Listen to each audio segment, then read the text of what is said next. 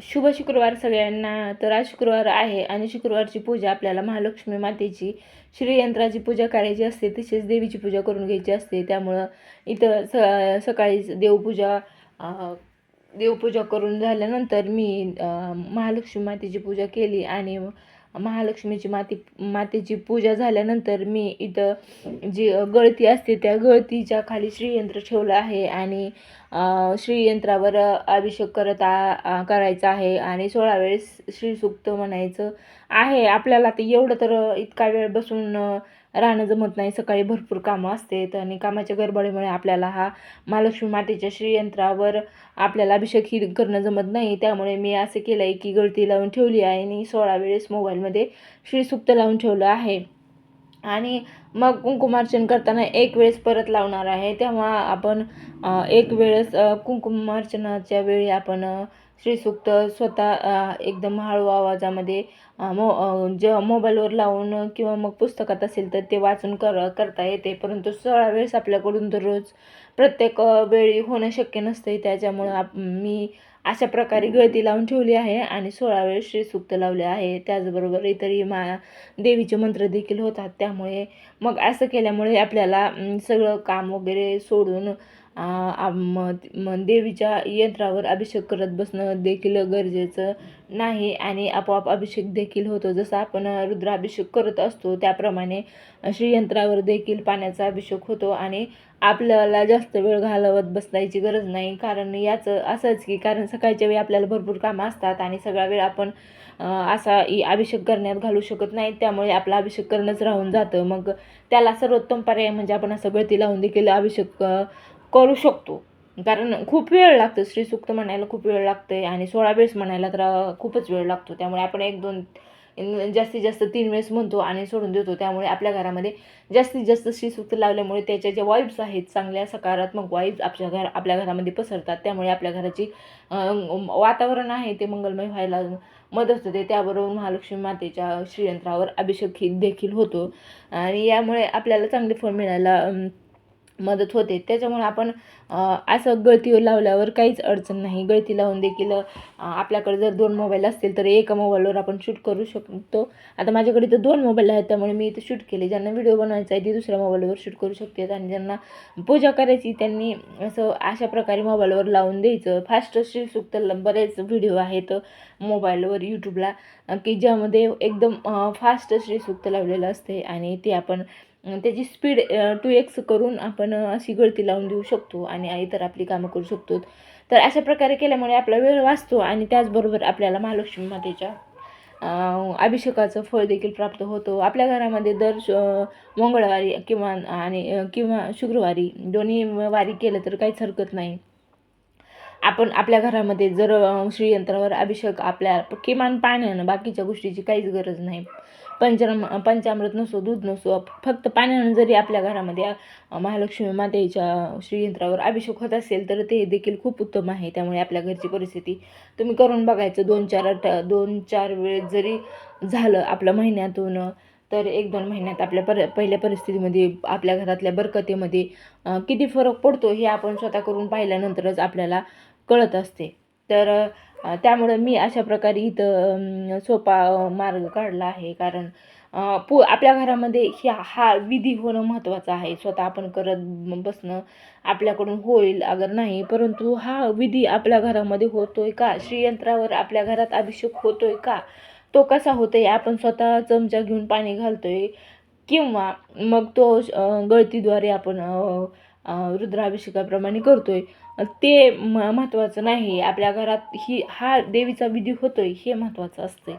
काही वेळेस आपण ज्या मोठ्या पूजा असतात आपण आपल्या स्वतःला त्या पूजाविधी माहिती नसतात, मंत्र माहिती नसतात. तर त्यावेळेस आपण काय करतो, आपण ब्राह्मणाच्या मदतीनेच ते आपल्या घरात करून घेतो ना. मग त्यामध्ये आपण इतरांकडूनच करून आलो. तसं आपण जर स्वतःला अभिषेक घालायला वेळ नसेल तर आपण असा अभिषेक आपण गळतीद्वारे केला तर काय फरक पडतो. म्हणून अशा प्रकारे गळतीद्वारे मी 16 वेळेस श्रीसूक्त म्हणून घेतलं आहे आणि आता अजून एकदा कुंकुमार्चन करताना एकदा श्रीसूक्त लावलं आहे. मग श्रीसूक्त अजून एकदा लावून आपण श्रीयंत्राची स्थापना करायची आहे आणि त्या श्रीयंत्राखाली कधीही लाल वस्त्र असावं आणि त्याखाली तांदूळ ठेवावेत थोडेसे. मग माता लक्ष्मी मातेला तांदळात बसवावं. एका छोट्या प्लेटमध्ये ठेवलं तरी हरकत नाही, परंतु माझ्याकडे छोटा पाट आहे. त्या पाटावर मी लाल कपडा अंथरून त्यावर तांदूळ ठेवले आहेत आणि त्यावर श्रीयंत्र ठेवलं आहे.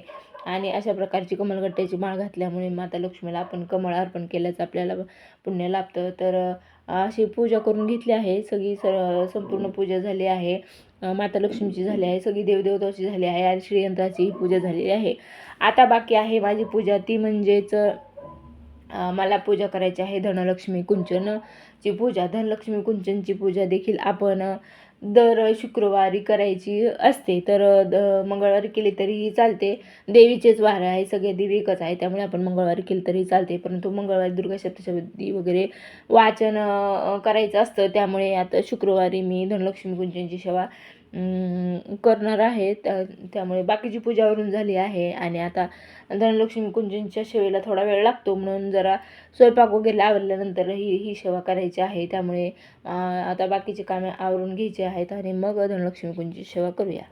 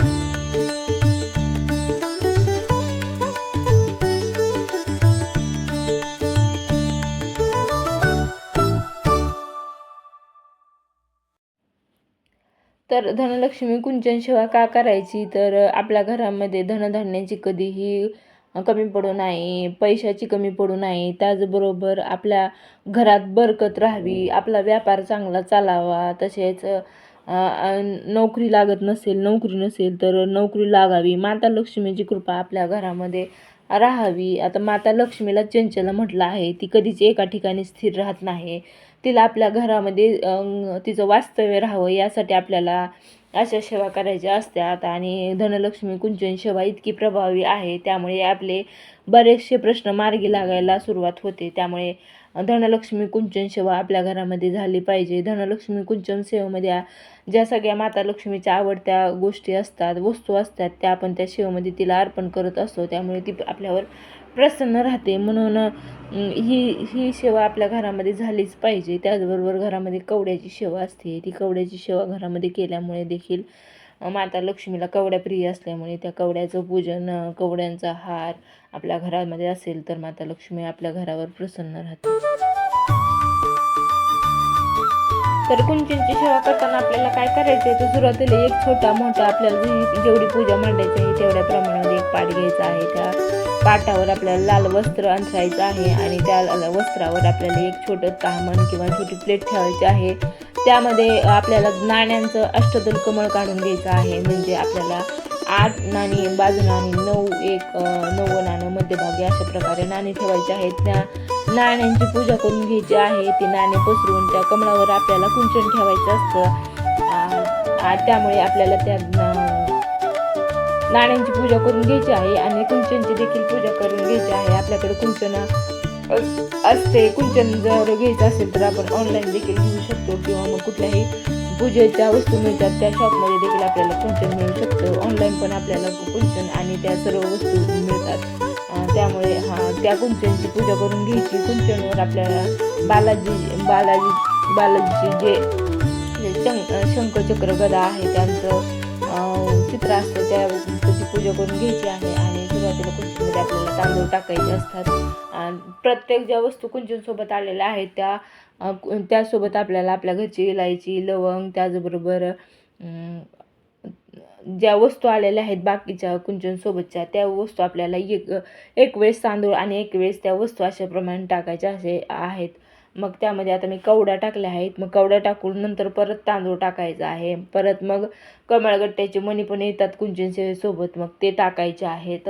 प्रत्येक वस्तू टाकताना त्या वस्तूची पूजा करायची, म्हणजे त्या वस्तूचं पावित्र्य वाढतं म्हणून पूजन करून त्या वस्तू त्याच्यात टाकायच्या आहेत.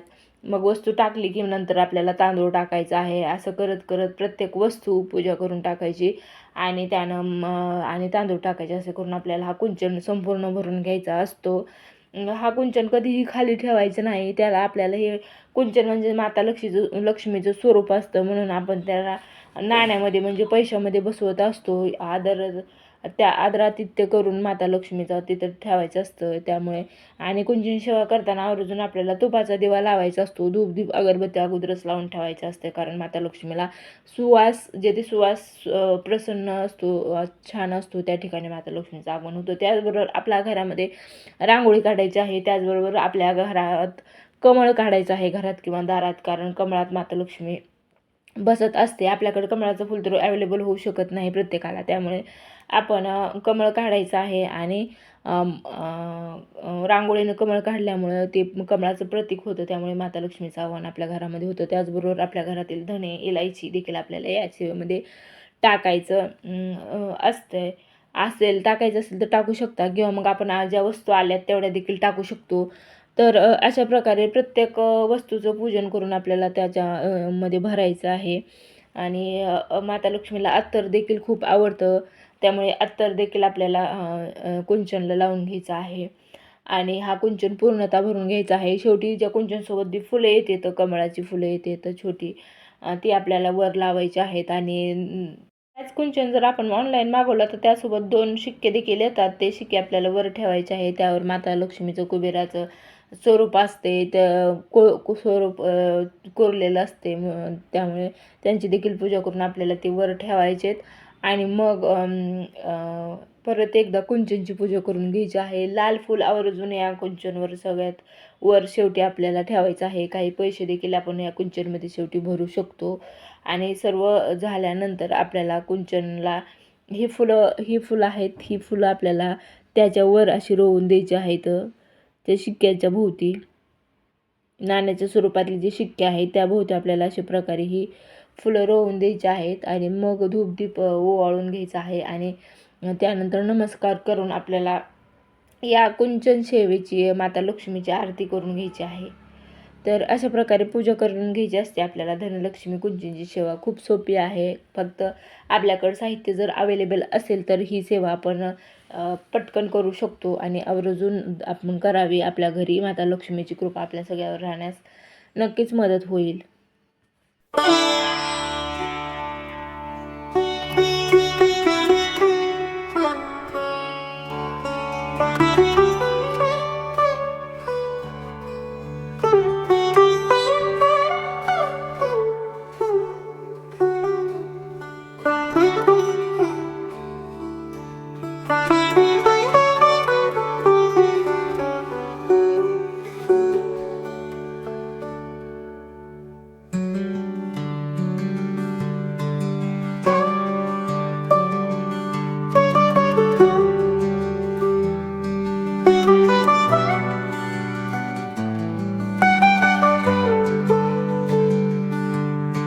धनलक्ष्मी कुंचन सेवा केल्यामुळे खूप फरक पडतो. आपल्यावर जर बँकेचं कर्ज असेल किंवा कुणाचे पैसे देणं असेल तर ते देणं आपल्याला, आपण जर कंटिन्यू दर शुक्रवारी जर ही सेवा सतत आपल्या घरामध्ये राहिली तर आपण हा कुंचन दर शुक्रवारी आपल्या तिजोरीमध्ये अशी सेवा करून ठेवला आणि पुढच्या शुक्रवारी काढून परत पूजा केली, परत तिजोरीमध्ये ठेवला तर आपल्यावर जे काही कर्ज असेल ते त्वरित दूर होण्यास मदत होतं. असा माझ्या जवळचा ऐकण्यातला अनुभव आहे की या कुंचन सेवा सतत केल्यामुळं एक गोष्ट मागं पडत गेली. जे काही आपल्यावर बँकेचे कर्ज असतात किंवा कुणाचं देणं असतं ते दूर होतं. स्वतःचं घर होतं. स्वतःचं घर होण्यासाठी आपल्याकडे जर पैसे कमी असतील तर ते पैशाची उपलब्धता होते. अशा प्रकारचे अनुभव या कुंचन सेवेचे आहेत.